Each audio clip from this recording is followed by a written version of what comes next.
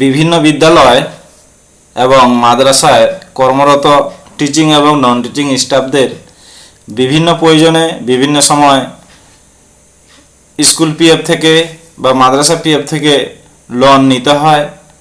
সেই দুটি লোন হলো, একটা হলো রিফান্ডেবল লোন এবং আর একটি হলো নন রিফান্ডেবল লোন। তো রিফান্ডেবল লোন পরিশোধ করতে হয়, নন রিফান্ডেবল লোন পরিশোধ করার প্রয়োজন নেই। তো আমরা এই সম্পর্কে আজকে বিস্তারিতভাবে আলোচনা করব। কখন আমরা কি পারপাসে রিফান্ডেবল লোন পাবো, কতটা পাবো, কত মাসে শোধ করতে হবে, কি উদ্দেশ্যে বা কি কারণ দেখালে নন রিফান্ডেবল লোন পাবো, কতটা পাবো, সব কিছুই আজকে আমরা বিস্তারিত আলোচনা করব। তাহলে আমরা প্রথমেই আলোচনা করছি রিফান্ডেবল লোন সম্পর্কে। তাহলে রিফান্ডেবল লোন কবে থেকে পাওয়া যাবে? আপনি বা যে কোনো টিচিং বা নন টিচিং স্টাফ যেদিন জয়েন করলেন, ধরুন যে 15 তারিখে 15/4/2024 তারিখে উনি চাকরিতে প্রবেশ করলেন। তাহলে পরের বছর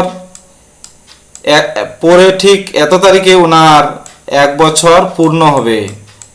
যখনই ওনার 1 বছর পূর্ণ হয়ে যাবে, সে তার পরের দিন থেকেই উনি পিএফের টাকা কাটাতে পারবেন সাবস্ক্রিপশন হিসাবে, মিনিমাম 6%।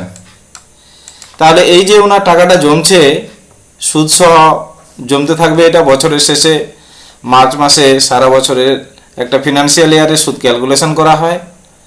তো এই যে টাকাটা জমলো, সেই টাকার কতটা লোন পাওয়া যাবে সেটা এই মেমোতে বলা আছে। যে টাকাটা ওনার জমবে সেই টাকার 3 মাসের বেসিক অথবা 50%, বিশেষ ক্ষেত্রে 70%। এটা হয়তো আপনাদের বুঝতে অসুবিধা হতে পারে।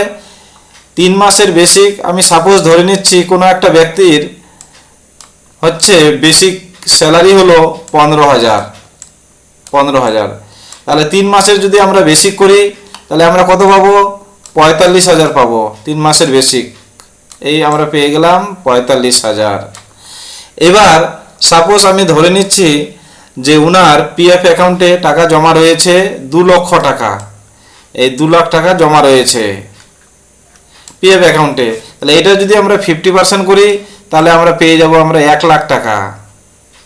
তাহলে এইবার আমরা দেখব যে এই যে 3 মাসের বেসিক আর এখানে যে 1 লাখ টাকা পেলাম, ওনার মোট পিএফ এর যে জমা হয়েছিল সুদসহ, তার 50% করতে 1 লাখ পেলাম। এই দুইটার মধ্যে যেটা কম আমরা সেটাই লোন হিসাবে নিতে পারবো। তাহলে এটা আমাদের কাছে পরিষ্কার হয়ে গেল যে আমরা কতটা রিফান্ডেবল লোন হিসাবে পাবো, কিংবা বিশেষ ক্ষেত্রে 75% পর্যন্ত দেওয়া হয়। আপনাদের মনে রাখতে হবে এই যে লোন, এই লোনের টাকাটা কমপক্ষে 10 মাস এবং ম্যাক্সিমাম 24 মাসে শোধ করতে হয়। কি বললাম? কমপক্ষে 10 মাস এবং ম্যাক্সিমাম 24 মাসে শোধ করতে হয়। আপনি যদি আগে থেকে পিএফ ধরেন 4,000 টাকা করে কাটাচ্ছিলেন, আপনি যে টাকাটা লোন নিয়েছেন, সাপোজ আমি ধরে নিচ্ছি যে আপনি 48,000 টাকা লোন নিয়েছেন পিএফ থেকে, আপনার টোটাল লোনের পরিমাণ হলো 48,000। আপনি 24 মাসে শোধ করবেন। তাহলে 24 মাসে যদি শোধ করতে চান, তাহলে আপনাকে 2,000 টাকা করে দিতে হবে। তো আপনি পিএফ এ আগে থেকে কাটাচ্ছিলেন 4,000, এখন আবার আরও 2,000 যোগ হয়ে যাবে, অর্থাৎ আপনাকে পিএফ এ 6,000 টাকা করে কাটাতে হবে। তাহলে 24 মাসে আপনার লোনটা শোধ হয়ে যাবে, যা এই মেমোতে পরিষ্কার বলা রয়েছে সব সম্পর্কে। এবার আমাদের নেক্সট প্রশ্ন হলো যে চাকরিতে জয়েন করার কতদিন বাদে আমি রিফান্ডেবল লোন পেতে পারি? তাহলে মনে রাখবেন, আপনার চাকরিতে প্রবেশের 1 বছর পর থেকে আপনার পিএফ এ সাবস্ক্রিপশন হিসাবে জমা হবে। তারপর আপনি যে কোনো সময়ে লোন নিতে পারবেন, অর্থাৎ চাকরিতে প্রবেশের 1 বছর 1 ইয়ার, চাকরিতে আপনি প্রবেশ করলেন, তার 1 ইয়ার যখনই আপনার কমপ্লিট হয়ে গেল, তখনই আপনি হচ্ছে পিএফ এ টাকা জমা করতে পারবেন, তারপরে আপনি যে কোনো সময় লোন নিতে পারবেন। এখানে বাধা ধরা কোনো নিয়ম নেই। আমরা তাহলে নেক্সট প্রশ্ন, এই প্রশ্নটা আমাদের আলোচনা হয়ে গেছে যে কন্ডিশন ফর রিফান্ডেবল লোন। তাহলে রিফান্ডেবল লোন কখন আমরা পাবো? চাকরির 1 বছর পর থেকেই পিএফে যা টাকা জমা হবে, তাহলে আমরা সেখান থেকে রিফান্ডেবল লোন নিতে পারবো। এবার প্রশ্ন হচ্ছে কি কি কন্ডিশনে আমরা রিফান্ডেবল লোন নিতে পারবো।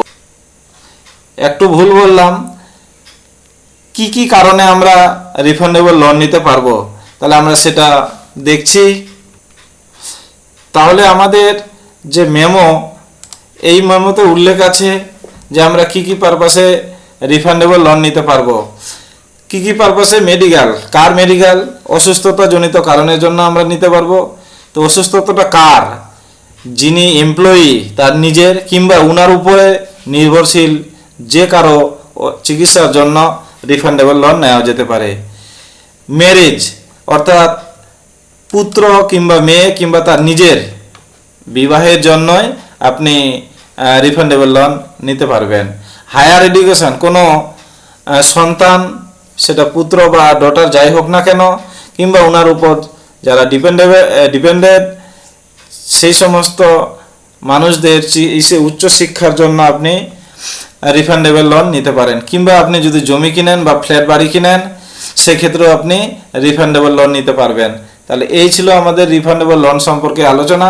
এইবার আমরা আলোচনা করব নন রিফান্ডেবল লোন সম্পর্কে। Condition for non refundable loan, অর্থাৎ নন রিফান্ডেবল লোন নেওয়ার আমাদের শর্তটা কি।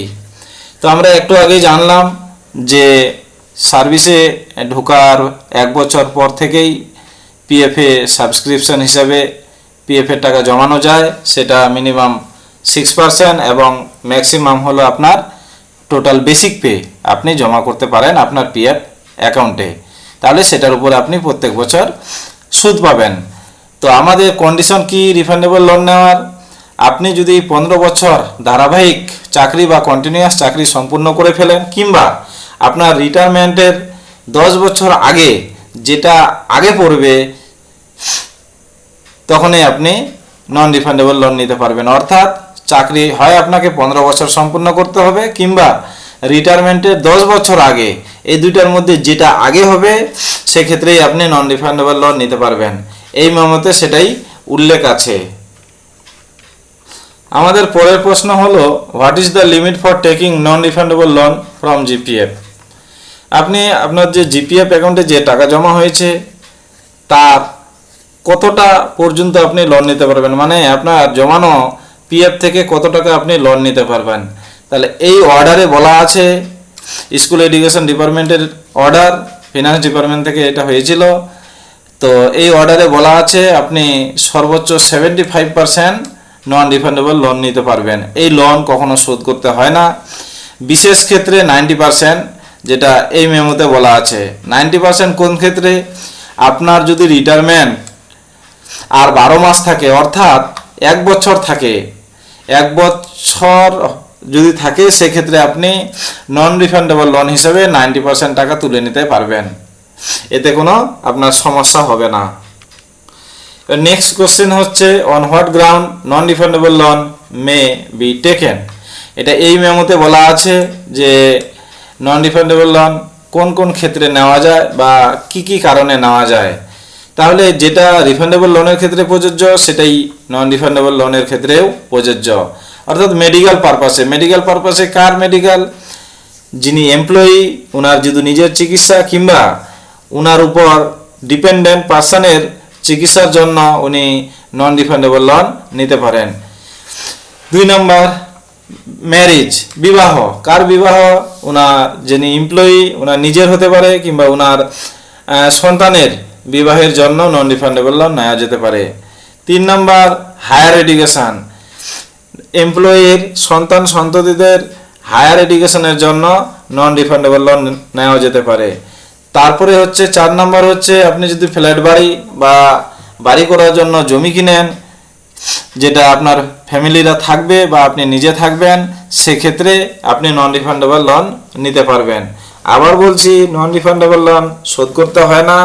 চাকরি যদি 15 বছর সম্পূর্ণ হয়, কিংবা আপনার রিটায়ারমেন্টের যদি আর 10 বছর থাকে তাহলে সেক্ষেত্রে আপনি 75% পর্যন্ত নন রিফান্ডেবল লোন নিতে পারবেন। এই লোন কখনো শোধ করতে হয় না, তবে ইউটিলাইজেশন সার্টিফিকেট জমা করতে হয়। আর যেটা আমরা আগে দেখলাম যে রিফান্ডেবল লোন শোধ করতে হয় 10 মাস কিংবা ম্যাক্সিমাম 24 মাসের মধ্যে রিফান্ডেবল লোন আপনাকে শোধ করতে হবে। তবে রিফান্ডেবল লোনের ক্ষেত্রে আবার বলছি যে রিফান্ডেবল লোন আপনার যদি চাকরি 1 বছর পূর্ণ হয়ে যায় তাহলে আপনি রিফান্ডেবল লোন নিতে পারবেন, এতে আপনার কোনো অসুবিধা হবে না। আজ এ পর্যন্তই। এখানে যদি আপনাদের কোনো সমস্যা হয় তাহলে অবশ্যই জানাবেন। ধন্যবাদ।